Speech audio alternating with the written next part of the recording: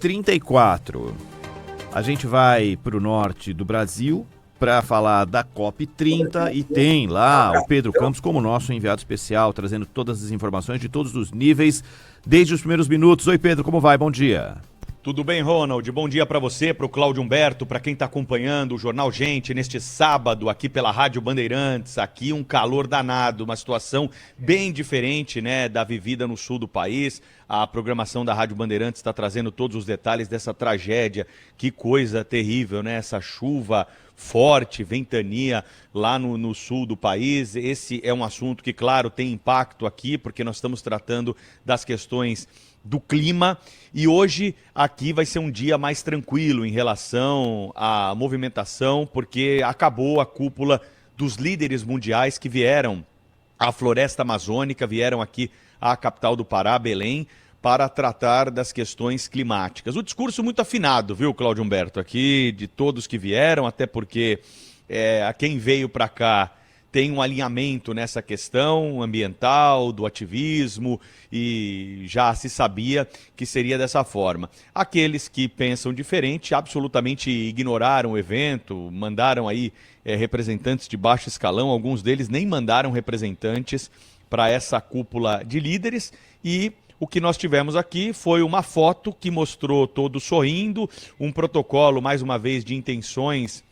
de financiamento para florestas como a Amazônia, mas o que não saiu na foto foi exatamente o que as autoridades assistiram ao chegar aqui, né? Muita pobreza, muita falta de infraestrutura, muita necessidade de investimentos nessa região. Nós estamos falando da maior reserva mineral do mundo. Nós estamos falando da floresta amazônica, que tem a maior biodiversidade do mundo. Aqui nós temos também, pelos rios que cortam aqui, os igarapés, todos eles somados, né, têm a maior reserva de água doce do mundo, e a água é a necessidade básica do ser humano. Então é muito importante que a gente traga essas informações ao debate, que é direcionado de outra forma, né? E nós vamos ter a oportunidade aqui no Jornal Gente de hoje de conversar também com a doutora Samantha Pineda, que já está conosco aqui, é advogada, especialista nesse assunto, e vai trazer para a gente com muita propriedade pontos importantes que não podem faltar nessa COP30 que vai começar na segunda-feira. Doutora Samantha, já dou aí as boas-vindas, muito obrigado por conversar conosco aqui no Jornal Gente nesta manhã. Bom dia. Bom dia, Pedro, para você, para o Cláudio, para o Ronald, bom dia a todos que nos ouvem. E tem muita coisa para falar dessa COP, viu, Pedro? Vai ser interessante essa nossa conversa. Eu queria começar, viu, Cláudio e Ronald, perguntando para a doutora Samantha o seguinte: é uma contradição o presidente Lula falar em associação das questões climáticas com o combate à pobreza, sem passar pelo tema da segurança alimentar, que é tão caro para a humanidade nos dias de hoje? Ô Pedro, é no mínimo hipócrita, né? Nós estamos aí, recentemente nós vimos inclusive uma publicação de Bill Gates falando que não dá mais para a gente cuidar de agenda climática e meio ambiente sem olhar para as pessoas. Isso está ficando latente, nós tivemos grandes grupos econômicos mundiais olhando para a questão da ESG com outros olhos, se retirando de certas agendas, porque viram essa hipocrisia. E eu acho bom, viu, Pedro, o que está acontecendo aí, e embora não tenhamos tantos líderes mundiais, há um esvaziamento com relação das lideranças mundiais na COP30 de Belém, mas quem foi está retratando o que está vendo. Esse excesso de proteção ambiental sem olhar para as pessoas gera, talvez, o comprometimento das futuras gerações, porque se nós cuidamos do meio ambiente para que as futuras gerações tenham um ambiente saudável, se nós não cuidarmos das pessoas, nós não teremos futuras gerações. E aí a gente deixa latente isso quando nós olhamos para a precariedade, para a pobreza, para a falta de saneamento, teve falta de energia, teve falta de água, para tudo que está acontecendo em Belém, apesar dos investimentos bilionários que foram feitos nessa COP. Doutora Samantha Pineda, olha, não sabe como eu sinto falta da nossa convivência permanente aqui no Jornal Gente, faz muita falta mesmo. Eu quero saudar, dizer que temos saudades e dizer da sua inteligência, sempre lança luz, né? Uma abordagem muito, enfim, pertinente sobre os aspectos dessa questão, né, do meio ambiente e o comportamento também das nossas autoridades. Esses dias, né, houve uma conferência meio que paralela, né, o que precedeu essa reunião de cúpula de Belém, que foi na África, né? E lá os africanos que não vieram à COP30, majoritariamente, né? Eles chegaram à seguinte conclusão: olha, minha gente, antes de falar esse lenga-lenga de meio ambiente, aqui no continente africano somos 600 milhões de pessoas sem energia elétrica em casa. Quer dizer, o que as pessoas precisam na África é de desenvolvimento. Não é desse blá blá blá que a COP tem se dedicado, né? E eu queria que fizesse essa abordagem e também do ponto de vista do esvaziamento da COP30, né? Claramente foi um constrangimento, foi um negócio até humilhante para o presidente Lula comandar uma COP, uma Conferência do Clima, Conferência Mundial do Clima. E o que se viu nesta semana foi a presença de apenas 17 chefes de Estado e de governo em Belém do Pará. A gente já teve COP aí, eu acho que a anterior teve mais de 90, outras teve 140, 120, né? Enfim, a Rio 92, até fui atrás dessa história, a chamada Cúpula da Terra, que foi algo muito parecido com a COP, que foi realizado no Rio de Janeiro em 1992, atraiu 108 chefes de Estado e de governo. E o que a gente viu aqui foram apenas 17, desses 17, 3... eram chefes de Estado que não governam, né? Os reis da Suécia, o príncipe de Mônaco, o presidente da Finlândia, e sobraram ali 14 governantes, de fato, né? Nessa cúpula. Deles, tinha dois governantes. Eu peço até desculpas pela minha ignorância, mas eu nunca tinha ouvido falar num país chamado Palau. Palau, com P de pato. Palau. Aí eu fui atrás, tem 17 mil habitantes. Estava lá o presidente de Palau, estava entre esses 14 presidentes que apareceram em Belém do Pará. Também apareceu o presidente de Comores, também nunca tinha ouvido falar, mas aí já é um arquipélago com um pouco mais de habitantes, né? O governo tentou de todas as maneiras engrossar esse número, incluindo entre os presentes o príncipe William, né? Só que o príncipe William nem é chefe de Estado, nem é chefe de governo, é só uma celebridade, né? É o herdeiro do trono, etc. e tal. A impressão que me passou, sabe, Samantha, é que, tendo em vista visões absolutamente atualizadas do processo de toda essa problemática, como foi essa manifestada por Bill Gates ou pelos africanos, né, clamando por desenvolvimento do seu povo, a impressão que me deu é que essa COP, se não foi a última, enfim, tá meio que condenada ao seu fim. O que é que você acha disso? Bem, primeiro, Cláudio, eu preciso dizer que eu sinto saudades também, porque é sempre tão enriquecedor a gente falar aqui no Jornal Gente, nós debatendo problemas importantes e assim, num papo reto, tem muita frescura, né? Então, ó, sinta essa reciprocidade, eu vou tentar estar mais presente, porque de fato sinto falta de vocês, da querida Sônia, que está fazendo toda a cobertura também, do Pedro e o Ronald que está aí. Mas eu vou dizer o seguinte, Pedro, Cláudio, eu não sei se é a última COP, mas nesse modelo ela precisa ser a última COP.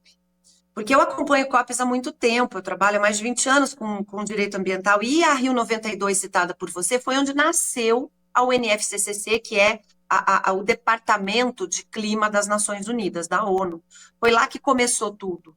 E de lá, foi em 92, em 97 foi assinado o Protocolo de Quioto, que foi o primeiro grande acordo do clima, que só entrou em vigor lá em final de 2004, porque já naquela época a Rússia não queria entrar, e sem a Rússia não tínhamos a condição necessária para colocar um acordo de clima na rua, que é pelo menos 55% das emissões globais para discutir essa questão.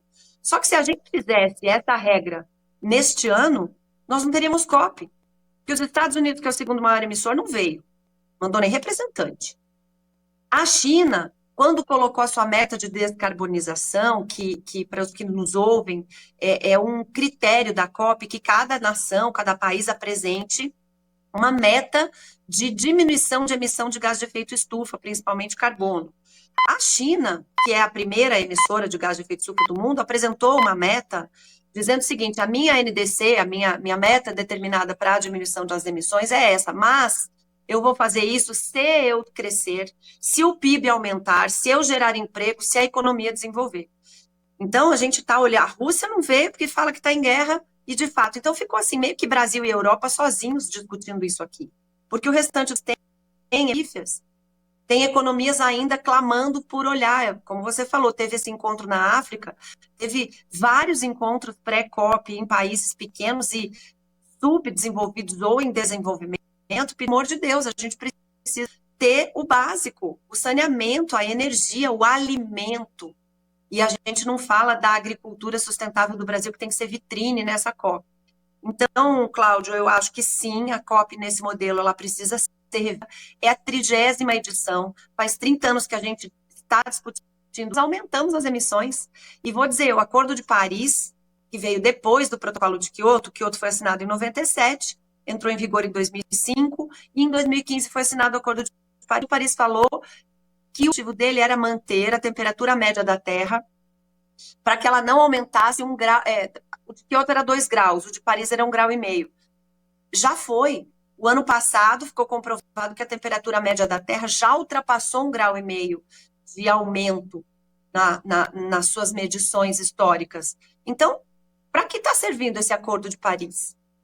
Claro que, eu não quero aqui ser uma pessoa tão pessimista, nós temos, dentro da Blue Zone, são discutidas as questões oficiais das delegações e dos governos, mas na Green Zone nós temos iniciativa privada, ONGs, nós temos toda a sociedade civil discutindo tecnologias limpas, a gente avança nessa questão. Agora, falar que os países estão aqui para se comprometer, os maiores não vieram, a gente vai fazer o quê com esses chefes de Estado que não representam a maioria das emissões? Discutir clima? 7 bilhões gastos pelo governo só para infraestrutura nessa COP, acordo com uma empresa da Espanha que foi contratada para a organização, porque aí não entra na transparência do governo. Pedido de sigilo sobre gastos, não está boa essa questão, não. Samantha, diante disso tudo, a gente precisa imaginar de que maneira a gente pode aproveitar, de que jeito dá para aproveitar os próximos dias, né? O Pedro já está lá, toda a imprensa já está lá, o Pedro já está consumindo coxinha a R$30, água a 25, entre outras coisas. Então já está, a coisa já está estabelecida, a estrutura está pronta ou semi-pronta. De que maneira a gente pode aproveitar esses próximos dias de forma produtiva? É exatamente nessas discussões mais subalternas que podem surgir as informações mais importantes e que, de alguma forma, podem impactar as pessoas? Ronald, excelente pergunta, né? Como a gente pega esse limão e tenta fazer a limonada? Eu acho que o Brasil tem uma grande chance. Falando em termos de COP, de objetivo de COP, que é financiamento climático, hoje fixado em $1 trilhão por ano de países. Nós já tivemos na COP de Copenhague o compromisso de 100 bilhões por ano, que não aconteceu. E a ONU não penaliza, né? Não multa, não dá sanção para quem não cumpre. Então o povo vem aqui, faz promessa e vai embora e acaba não acontecendo nada. Como que a gente pode fazer disso uma coisa positiva? Acho que o Brasil tem uma grande chance. A imprensa do mundo todo está aqui. E nós sempre temos uma imagem lá fora muito desgastada, como desmatador, matador de índio, uso de agrotóxico e etc. Nós temos nessa COP uma coisa inédita. Além da Green Zone e da Blue Zone, nós temos uma AgriZone, onde a Embrapa se organizou num local a menos de 2 quilômetros do parque, onde está acontecendo a COP. Chefiada aí toda essa iniciativa pelo Roberto Rodrigues, que foi ministro da Agricultura, que é assim um extremo e profundo conhecedor da agricultura brasileira. Nós temos a chance de mostrar que nós podemos produzir alimento, fibra e energia de uma forma limpa e segura, oferecendo essa solução climática para o mundo todo. Se o mundo nos olhar com esses olhos, se a gente conseguir comunicar, e aí fizemos a lição de casa e preparamos um documento que foi organizado pelo Fórum Brasileiro da Agricultura Tropical, Esse documento está lá em forma de um livro, capa dura. A primeira metade do documento mostra o que fizemos em 50 anos em termos de tecnologia e diminuição de emissões. E a segunda metade desse documento é propositiva. O que a gente pode fazer para melhorar? Nós podemos exportar as nossas tecnologias limpas de produção de alimento. Nós podemos sugerir ao mundo que faça como nós, porque não existe reservas legais, áreas de preservação permanentes obrigatórias em outras regiões do planeta, principalmente nas mais poluentes. Então, esse documento é uma chance grande de mostrar para o mundo que a gente pode produzir alimento, fibra e energia de forma limpa, primeiro. E segundo, a gente pode também mostrar para o mundo esse lado de que sem pessoas não se cuida do meio ambiente. O meio ambiente é feito, sem pessoas prósperas não existe planeta próspero. Então, mostrar que esse cuidado, essa santificação e romantização da Amazônia, por exemplo, está levando menina de 10 anos à prostituição, porque não tem alternativa. Não tem onde trabalhar. Não pode plantar, como diz Aldo Rebelo, plantar um pé de mandioca, criar uma vaca. A gente precisa mostrar que o equilíbrio é a saída para o desenvolvimento sustentável. Que onde existe um cuidado exacerbado sem olhar para as pessoas, nós temos consequências muito graves, IDH, educação quase inexistente, problemas básicos, tem gente morrendo de diarreia por falta de saneamento básico. É esse meio ambiente que a gente quer para as pessoas? Então, acho que a limonada, Ronald, ela pode vir numa virada de chave para mostrar que não dá para fazer essa defesa ambiental sem incluir as pessoas e que dá para fazer um desenvolvimento sustentável como a gente já faz no agro brasileiro aqui.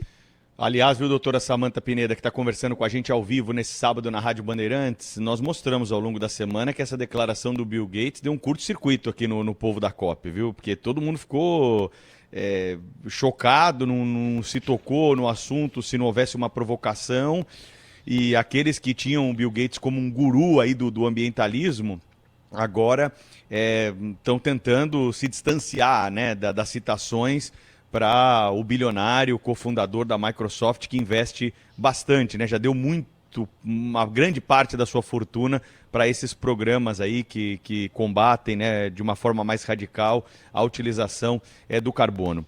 Queria te perguntar nessa linha o seguinte: se nós não debatermos uma exploração sustentável das riquezas que nós temos aqui, nós não estamos deixando isso um terreno aberto para o crime organizado, para os bandidos ocuparem essa exploração. Isso não tem como preservar tudo isso, não tem como botar uma câmera, não é um condomínio, não é um prédio, não é uma casa, né, que você pode construir uma fortaleza. Então, quem explora, no fim das contas, isso é o crime que está presente aqui também. Não é uma maneira de se enxergar essa questão aliada à preservação, ao desenvolvimento, para evitar a expansão do crime aqui na região da Amazônia? Completamente certo, Pedro. Tem 3 assuntos que são assuntos evitados nessa COP e que aqui eu quero parabenizar, né, todo o Grupo Bandeirantes, porque a gente sempre joga essas coisas, essa luz, né, o grupo sempre joga a luz em cima dos assuntos que ninguém quer falar. 3 assuntos. Primeiro, esse comentário de Bill Gates, que foi contundente, veio através de um artigo muito bem escrito, e ele é o maior filântropo hoje, eu acho que do momento, investindo em quê? Em saneamento e desenvolvimento para as pessoas. Claro que com o olhar da sustentabilidade, mas lógico, olhando primeiro para as pessoas. Então, esse é um assunto evitado. O segundo assunto evitado é a tal da exploração do petróleo na Foz do Amazonas, que não é na Foz, né, 500 quilômetros além, mas falando em transição energética, Lula está evitando esse tema de petróleo, o que é uma bobagem, porque estamos falando em transição energética. Não estamos falando em ruptura com modelos antigos, e uma transição responsável para não acontecer o que aconteceu na Alemanha, que quando parou de fazer energia nuclear por causa dos ambientalistas, dependeu da Rússia do gás, e quando veio a guerra ficou se aquecendo a lenha. A gente precisa ser responsável. E o outro assunto é esse que você tocou.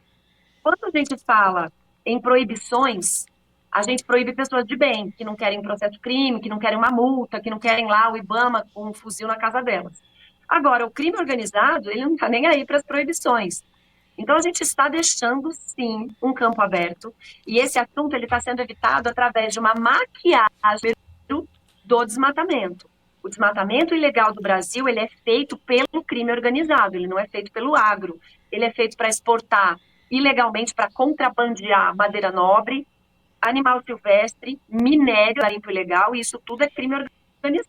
Então, quando se maquia números de desmatamento, a gente maquia o calcanhar de Aquiles, que é o garimpo ilegal, porque é terra de ninguém, o governo não faz regularização fundiária, o crime organizado toma conta, sim, e é este crime organizado que faz todas essas operações bilionárias de exportação de todos os nossos bens, né, minério, madeira, animais e etc., embaixo do nariz do governo, e o governo não está conseguindo dar conta. Então, esses 3 assuntos precisam sim estar na pauta, e eu espero, viu, Pedro, que você que está aí faça essas perguntas desconfortáveis para responderem.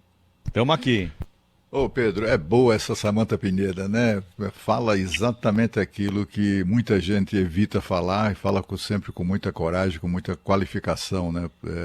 Tendo em vista a longa experiência que ela tem nesses temas todos. Agora, Samantha, eu queria uma avaliação sua sobre a proposta brasileira de mais um fundo, né,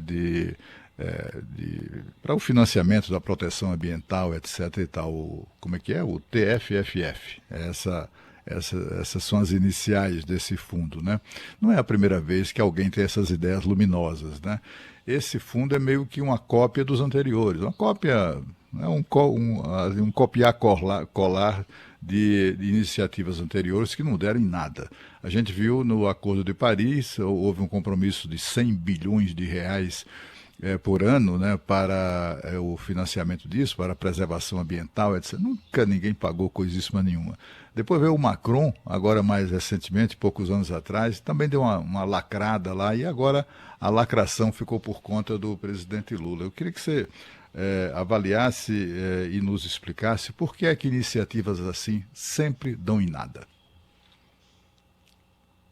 Cláudio, e as suas perguntas sempre pertinentes, né? Os fundos vêm sendo criados desde que as COPs existem, porque se sabe o seguinte, para a gente fazer um desenvolvimento sustentável, nós precisamos de recursos. Aliás, lá no protocolo de Quioto, nós tínhamos separados os países ricos dos pobres, né?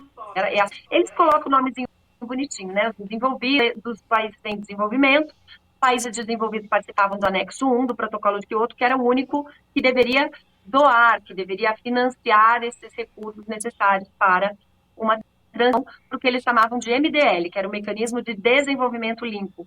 A ideia era boa. Países ricos e desenvolvidos que já poluíram, mas já desenvolveram, vão financiar países pobres e em desenvolvimento para que estes consigam se desenvolver de uma forma mais sustentável. Só que essa ideia não se sustentou porque os países ricos não colocaram o dinheiro na mesa. Ponto.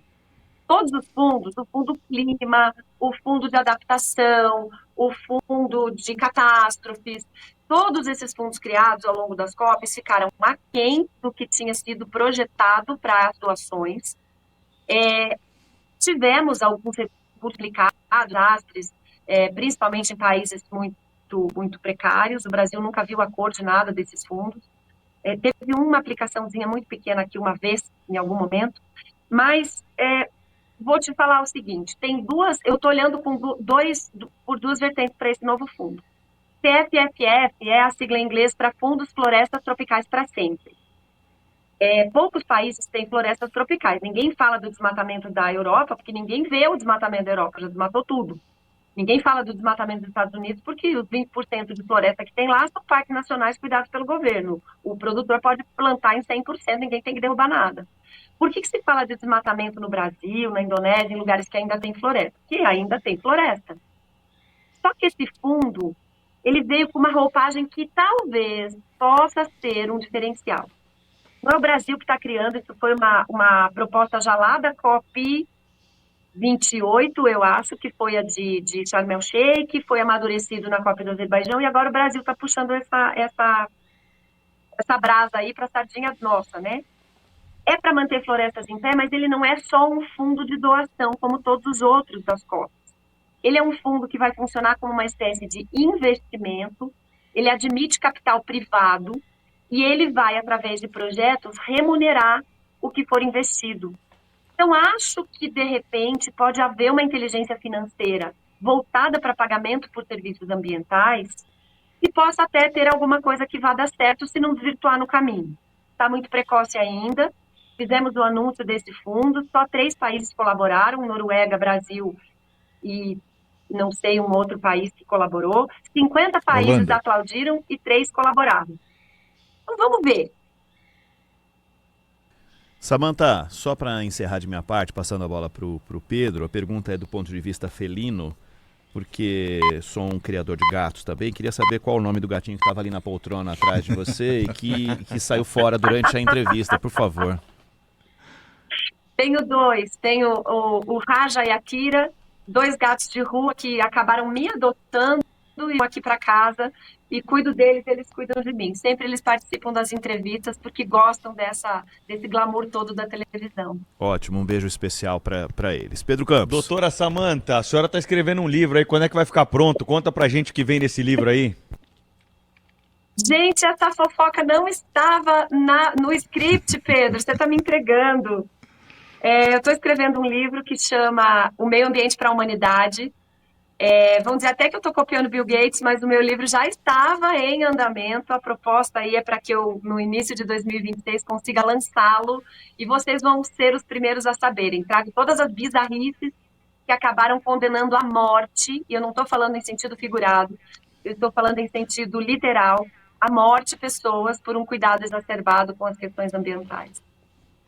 Muito bem. Jornalista pergunta mesmo, viu, doutora Samantha? Não tem moleza aqui não, viu? Mas muito obrigado pela sua presença conosco hoje aqui. Estamos na expectativa, né, que vai ser uma obra obrigatória para quem acompanha esse tema, certamente. Obrigado pela sua disponibilidade para conversar conosco. Eu estou aqui na Floresta Amazônica, tenho visto muita coisa para contar ainda para vocês aí sobre essa falta de infraestrutura, essa carência, né, que a população aqui está sobre um território riquíssimo e não tem acesso, né, por pressão de ONGs internacionais, pelo lobby que acontece, pela pressão de países internacionais que impedem o desenvolvimento dessa região, que é um tesouro brasileiro, belíssimo, um povo para lá de acolhedor, uma culinária fantástica, fantástica, fantástica, e que merece toda essa atenção agora, porque é o momento que eles têm para mostrar para o mundo, né, que a Amazônia é habitada, viu, Cláudio?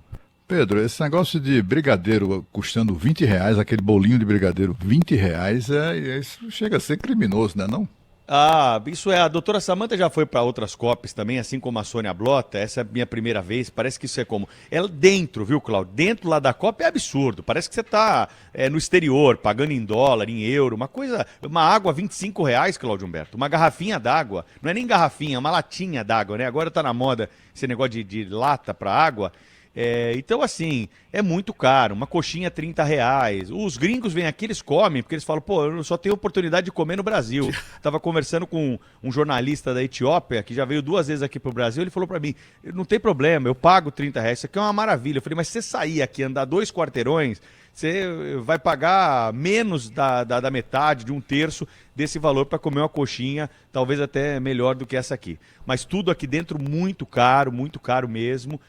Chama atenção, é destaque no noticiário, ganha as manchetes ao lado das discussões que estão acontecendo por aqui. Doutora Samantha, obrigado pela presença, viu? Foi uma honra mais uma vez. Obrigada, queridos. A honra foi minha, sempre à disposição. Boa sorte aí, que Deus te proteja, viu, Pedro?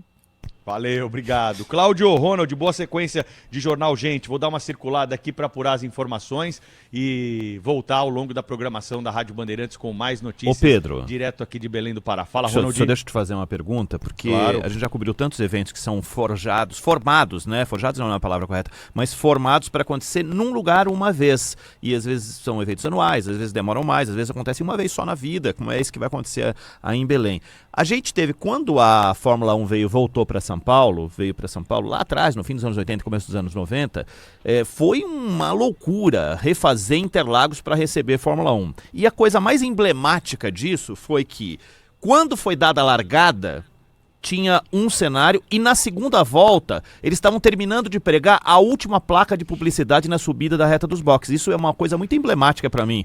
Foi assim, mas foi em cimíssima da hora. Tem coisa a ser feita, já que a COP começa de verdade na segunda-feira? Tem placa sendo colada em cima da hora? Muita coisa. Você não imagina. Imagina o seguinte, Cláudio, Ronald e ouvintes.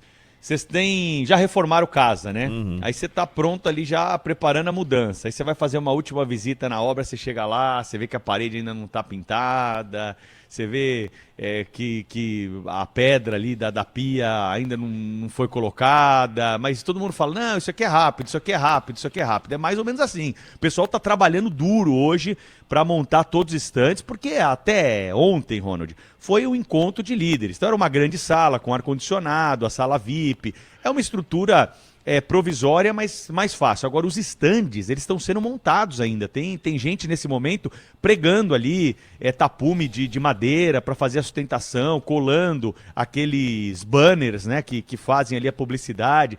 Então, tá muito... É um canteiro de obras ainda, o espaço lá no Parque da Cidade, no hangar, né, que é o centro de convenções aqui de Belém, que foi ampliado, tem uma estrutura nova que foi montada justamente para a COP, que vai ser desmontada depois dessa conferência que tem início na segunda-feira. Então, Pedro, assim, a impressão que me dá é que as autoridades locais, o governo do estado do Pará, sobretudo, né, se empenharam muito, né, para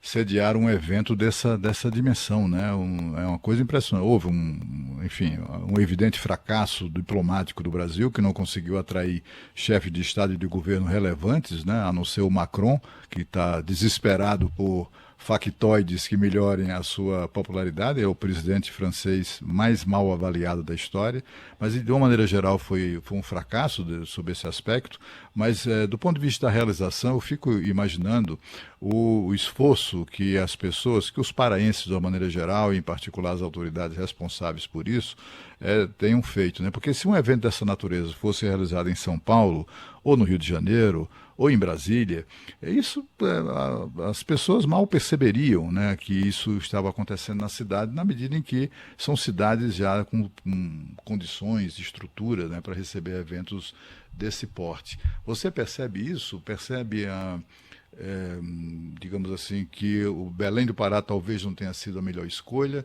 ou não? Ou há um esforço, toda uma logística criada para tornar esse evento, de fato, sediar esse evento nas devidas proporções? Não, inegável, né, Cláudio, que se fosse numa cidade com mais estrutura, a gente não teria esses gargalos todos. A questão da hospedagem aqui, que foi muito debatida antes mesmo da realização da COP. Mas nessa semana, a gente conversando lá no Jornal Gente, eu acho até que foi bom que tenha sido aqui para essas autoridades terem esse choque de realidade, sabe? Conhecer quem vai ficar aqui depois que a COP for embora, né? Que essa população ela vai ficar aqui. Né? E ela tem demandas a serem atendidas. E muitas vezes essas demandas não são atendidas por uma falta de licença do IBAMA, por uma falta de autorização da secretaria que cuida do assunto. Por exemplo, a construção de hidrelétrica em rios aqui da região amazônica. Isso é absolutamente fora do contexto brasileiro, ninguém fala, não tem projeto sobre isso. Os chineses vieram aqui, Cláudio, há alguns anos e copiaram o modelo de Itaipu. Para fazer hidrelétricas lá, estão construindo a maior hidrelétrica do mundo lá, e ninguém fala nada, lá não tem esses institutos todos, esses órgãos regulatórios que colocam empecilho, e muito menos um judiciário, né, que às vezes se mete nessa questão, impedindo, por exemplo, a continuidade dessas obras. Então, eu acho que foi bom, viu, Cláudio, desse ponto de vista, estando aqui, porque só você sair do raio, do perímetro ali de interdição da COP, ali tudo funciona bonitinho, tá cheio de voluntário, tem muitos funcionários, é um esquema, é um evento internacional. A doutora Samantha falou aí sobre os valores que foram gastos para a construção e para a realização desse evento. Ali tudo funciona, tem detector de metal, tem orientação, tem tudo ali, né? Tá ar-condicionado, maravilha, tá tudo certo. Agora, saiu dali, aí você começa a ver as demandas que a região tem, né? Aí você tem esse encontro de realidade. E não tem como sair dali sem passar pelas outras ruas. Chove todo dia praticamente em Belém, você tem problemas ali no asfalto que poderiam ser resolvidos com esse investimento, com esse desenvolvimento que a região precisa. Então eu acredito que desse ponto foi até uma oportunidade para quem veio aqui poder ver com os próprios olhos, né, o que a região demanda para o seu desenvolvimento e para o seu crescimento. Cláudio. Pedro, valeu. A gente se fala aqui ao longo da programação, tá bom? Maravilha, boa sequência de Jornal Gente para vocês, até mais. Volto daqui a pouquinho aqui da região amazônica do Brasil com mais informações e expectativa a respeito da realização da COP30. Abraço, Cláudio, Ronald. Valeu.